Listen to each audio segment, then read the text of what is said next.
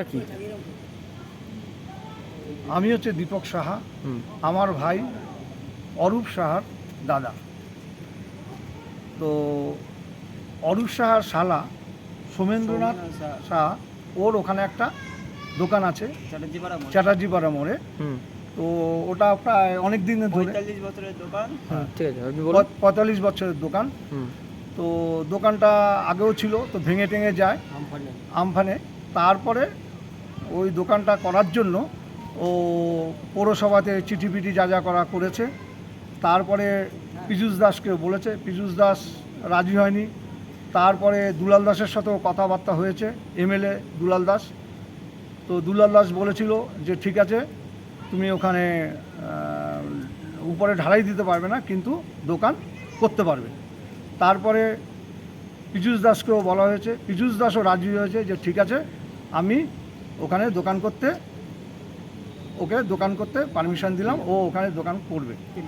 কিন্তু ছাদটা করতে দেবে না। ঠিক আছে, সেই পরিপ্রেক্ষিতে আমার ভাই শালা ওরা গিয়ে ওখানে আজকে কিছু মালপত্র নিয়ে ওখানে দোকান মানে কনস্ট্রাকশন শুরু করতে যায়।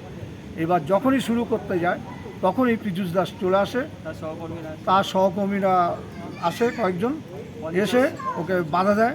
প্রথমে বাধা দেয় করতে, তখন আমার ভাই বলে যে আপনি তো বলেছেন, প্লাস এমএলএ দুলাল দাস উনিও তো বলেছে করার জন্য, এখন আপনারা কেন এরকম করছেন? এই নিয়ে তর্কাতর্কি হয়, বলে না করতে পারবে না। এই নিয়ে তর্কাতর্কি হয়, তর্কাতর্কি হওয়ার পরে ওকে মারধর করে। তারপরে তার কিছুক্ষণের মধ্যেই 40-50 জন কোথার থেকে ছেলেরা চলে আসলো, এসে আমার ভাইকে ভীষণভাবে মারধর করেছে। যেই মারধরে ও সেন্সলেস হয়ে গেছে, মাথায় রড দিয়ে মেরেছে, ওর মাথা ফেটে গেছে। তারপর ওর দুবার ওর হার্টে অপারেশন হয়েছে। ওর শালা সোমেন্দ্রনাথ সাহা বারবার বলছে যে আমার জামাইবাবুকে মারবেন না, ওর হার্টে দুবার অপারেশন হয়েছে, 2 দিন আগে ওপেন সার্জারি হয়েছে, মারবেন না, মরে যাবে। কিন্তু কেউ শুনেনি, ওকে ভীষণভাবে অত্যাচার করেছে ওর উপর। আর অত্যাচার করার ফলে ও ওখানে সেন্সলেস হয়ে যায়। তারপর প্লাস ওকে ওর সঙ্গে আমার ভাইয়ের যে 2-1 ছিল, তারা ওকে ধরতে যায়, কিন্তু তাদেরকেও ও ঠেলাঠালি করে, ওকে ধরতে দেয় না। ওখানে ওই অবস্থা পড়েছিল। তারপরে কেউ বা কারা পুলিশকে খবর দিয়েছে, তারপর পুলিশ এসছে, ইভিন পুলিশের সামনেও মেরেছে। কে মারধর করলো? পুলিশের সামনে মেরেছে। এবার মারধর কে করলো? সমস্ত অনুগামীরা। আমি নামটা তো আমি অতটা জানি না, কারণ পরে আমি স্পটে গেছিলাম, স্পটে গিয়ে শুনলাম, নামটা আমি জানি না। আপনারা থানায় অভিযোগ জানাচ্ছেন? আমরা সঙ্গে সঙ্গে আমরা শুনলাম যে ওকে এমনভাবে মারধর করা হয়েছে, ওকে গুপ্তা এমার্জেন্সিতে নিয়ে এসছে। তখন আমি কী করলাম, বাড়ি থেকে আমি, আমার ছেলে, আমার ভাই সবাই মিলে। অবস্থা কেমন ওনার? তখন আমরা এমার্জেন্সিতে নিয়ে আসি। এখন সেন্সলেস হয়ে আইসিইউতে ভর্তি করেছি, আইসিইউতে নিয়ে গেছে। আপনার নাম? আমার নাম হচ্ছে দীপক কুমার সাহা।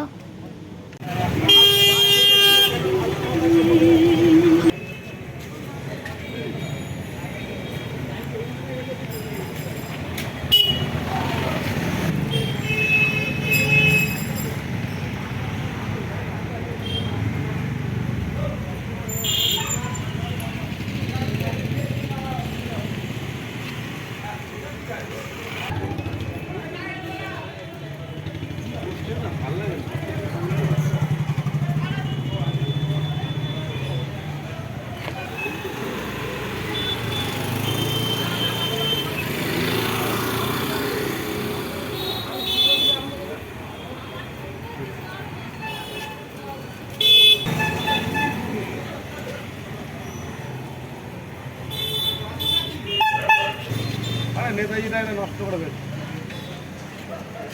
আগের বার ইয়ে করলো, ফুলো এই করে সব আমাদের পাল ছিল না, চুরি করি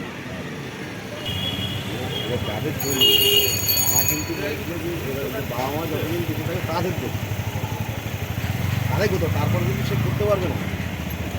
ঠিক আছে, চেক করে সে না করে কোন দিক দিয়ে আরেক জিনিসের এটা শো করে এটা আপনার সাথে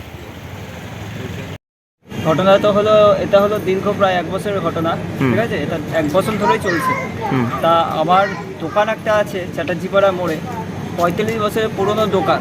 বাবা মা আমার দুজনেই মারা গেছে, ওনারাই বেঁচে থাকতে দোকানটা চালাতো। কিসের আর দোকানটা একটা চায়ের দোকান ছিল। তার দোকানটা ছিল হলো একটা টিনের দোকান ছিল, চারিদিক দিয়ে টিন শেড, উপরে টালি।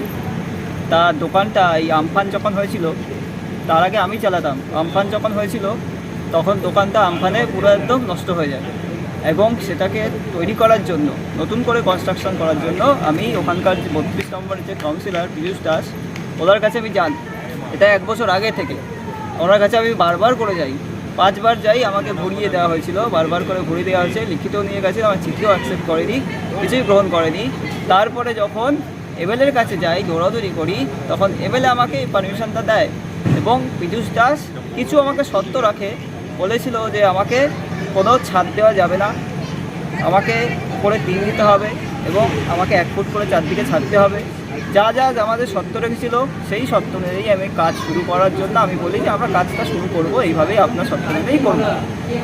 তা উনি আজকে যখন কনস্ট্রাকশন করতে যাব, বালি থালি ফেলবো, নিয়ে যাব, যখন ফেলা হবে তখন আমাদের প্রথমে উনি এসে তো ট্রেড দেন, আমার জামাইবাবু সঙ্গে ছিলেন, আর তার সাথে আমি ছিলাম, এবং দুজনকে ট্রেড দেওয়া হয় এবং হাতাহাতি হয়। হাতাহাতির মাধ্যমে এবং ওনার অনুগামীরা পরবর্তীকালে এসে পড়ে সঙ্গে সঙ্গে আমার জামাইবাবুকে প্রচণ্ড পরিমাণে প্রহার করে, যে যেমন যেদিক থেকে পেরেছে, এবং একসাথে প্রায় 20-25 জন যখন মারছে, একসাথে 20-25 জন মারা শুরু করেছে, এবং যে যেমনভাবে পারছে, কেউ ঘুষি মারছে, কেউ লাঠি মারছে। প্রথমে ভিতরে নিয়ে গিয়ে মেরেছে, আমাদের এই পাশটায় পিছনটা একখানা খাল আছে, খালের পাশে নিয়ে গিয়ে মেরেছে। তারপরে আমাদের রাস্তার ওপরে, আমার দোকানের সামনে মেন রোডের উপরে তাকে শুয়ে ফেলে। কে মিলে মারধর করলো? ওনার অনুগামীরা, মানে কাউন্সিলর নিজে দাঁড়িয়েছিল, কাউন্সিলরের ইনস্ট্রাকশানে ওনার অনুগামীরাই লাঠালাঠি শুরু করেছে।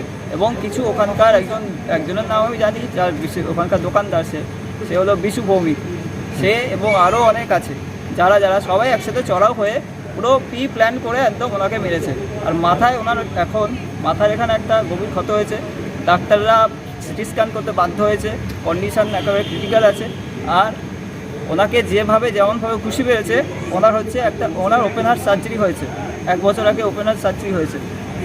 আমি বলা সত্ত্বেও যে ওনাকে মারবেন না, উনি অসুস্থ, ওপেন হার্ট সার্জারি, আমার কথা শুনিনি, আমাকে এই জায়গাটায় প্রচণ্ড পরিমাণে প্রহার করেছে। এখন আমি জোরে কথা বলতেও পারছি না ঠিকমতো, আর হাত দিকেও ব্যথা করছে। তা উনি ওনার মূল বক্তব্য, আজকের এই যে সমস্যাটা উনি যে তৈরি করছেন, সেটার একমাত্র কারণ হলো ওনাকে আমি ছাদটা দিইনি বলে। কারণ উনি যে সত্য রেখেছিলেন যে ওনাকে পুরো ছাদটা দিয়ে দিতে হবে, উনি অকুপাই করবেন ছাদটা। মানে তুমি ছাদ ঢালাই করবে দোকানের, সেই ছাদটা ওনাকে সম্পূর্ণ আমার পুরো খরচায়।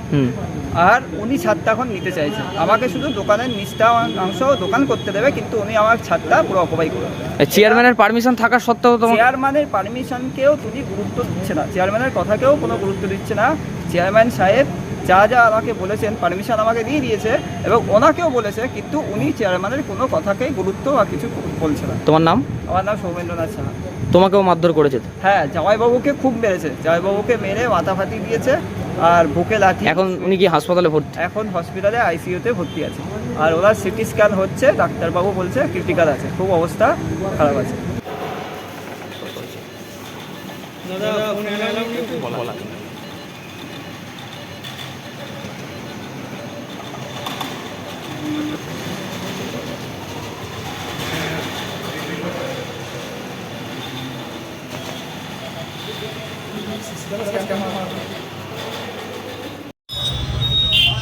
হ্যালো, ওখানে থাক, আমি যাচ্ছি।